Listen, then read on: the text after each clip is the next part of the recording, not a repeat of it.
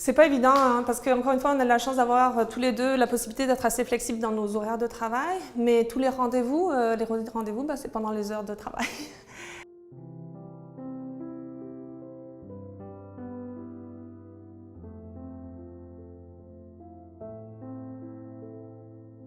Je dirais que ça a été au début surtout, c'était assez compliqué parce qu'il fallait des suivis, s'assurer que tout allait bien. Alors les yeux, les oreilles, le cœur,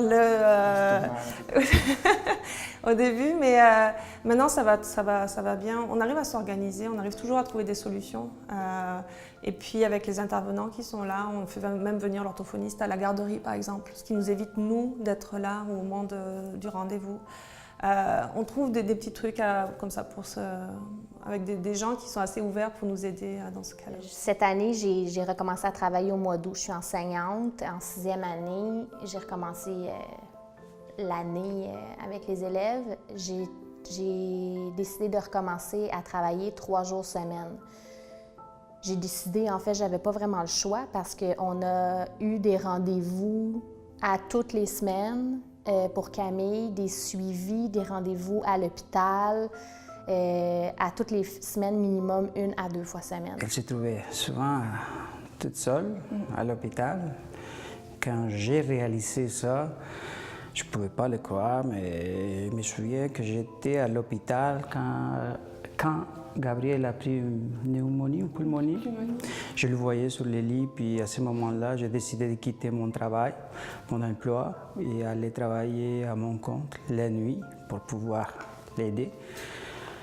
Et c'est à ce moment-là où j'ai commencé à demander qu'est-ce que je vais faire. Et c'est comme ça que ça a commencé, une nouvelle histoire de notre famille. Il y avait justement des activités pour les enfants handicapés une fois au travail. Il fallait tirer un avion, une levée de fonds dans le fond. Puis on est allé toute la famille, les gens ils ont vu Logan, mes collègues de travail et tout. Là. Puis en même temps, j'ai appris qu'un de mes collègues avait un enfant. 2 en fait, 2? Oui, il y en avait un que je savais déjà. Puis un autre de mes collègues avait un enfant trisomique qui était venu aussi avec. Il est plus vieux, dans la trentaine, son garçon. Là. Puis non, je le dis, puis ça va bien. Parce que c'est quand tu le dis pas, c'est là que tu n'acceptes pas.